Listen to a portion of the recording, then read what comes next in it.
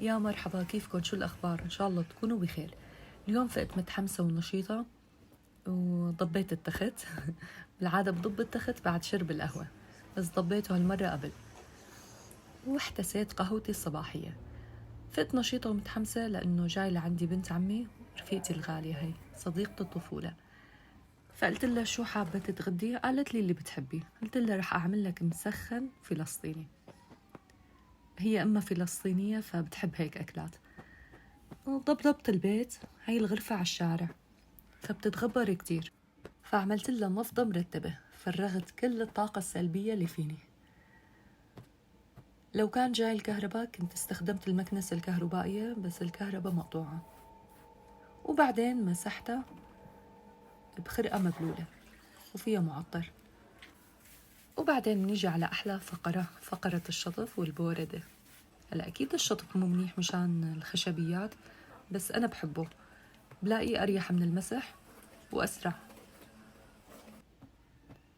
وبعدين نظفت القسم الثاني من الصالون، كمان نفس الشيء، نفضت بعدين مسحت بخرقة مبلولة. هذا القسم فيكن تقولوا غرفة قعدة وغرفة ضيوف وغرفة سفرة. الحمد لله رب العالمين، الحمد لله أنه عندي بيتي قاويني أنا وعيلتي. ونفس الشيء شطفت. وعندي نصيحة لكل سيدة بيت أو كل وحدة حابة هيك تجدد بيتها، الكسوة تبعه لا تركبي جرانيت للأرضيات، وخصوصا الأبيض. هلا البحرة اللي بالنص كتير حلوة، بس الجرانيت الأبيض مثل المراية بيعلم عليه كل شيء. وبعدين مسحت غبرة، بس ما لحقت صور لكم كل شيء لأنه استعجلت، بدي انجز قبل ما تيجي بنت عمي. واجت المي، شطفت الجنينة. كمان المي الرئيسية لما تيجي مية فيجا بتكون باردة، أحلى شعور إنه تشطف بمي باردة بالصيف. وهي طريقتي بغسل الدجاج، بحط المي وبعدين بحط الدجاج فوقهم، وحطيت ملح وخل. ما بفتح الحنفية عليه مشان ما ينطرش البكتيريا وتنتشر، بكتيريا السلمونيا اسمها. وهيك بقيم كل شي زوائد بيضة والمادة اللزجة اللي تحت الجلد. هلا في ناس ما بتغسله مشان ما تنتشر هالجراثيم، بس أنا ما بقتنع بصراحة، لأنه شوفوا شو طلع منه بلاوي. وبرجع بعمل له وش تاني، بغسله بس بمي عادية، وببعد كل شي غراض عن المجلة لما أغسل الدجاج مشان ما يجي عليها أي شي. وبحطه بمصفاي وبرجع برش عليه ملح ليطالع كل شي السوائل فيه. هي السوائل اللي بتخلي ريحة الدجاج مو حلوة. وأكيد ليفت المجلة بالكلور، بس قلت لكم ما لحق أتصور كل شي. ومسخن يعني بده كمية بصل محترمة. هو بيستخدموا له بصل أحمر، بس أنا ما كان عندي، استخدمت بصل أبيض. إذا انتبهتوا دهنت السكينة بشوية زيت، بيقولوا إنه بيخفف الدموع، بدل ما استخدم باكيت محارم نص باكيت. كمان نزلت دموع، ما في حل مع البصل.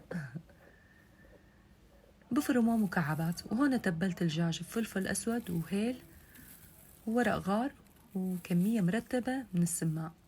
هي أصولها هي الأكلة يكون فيها سماق كتير. حطيت ملعقتين خل وملح.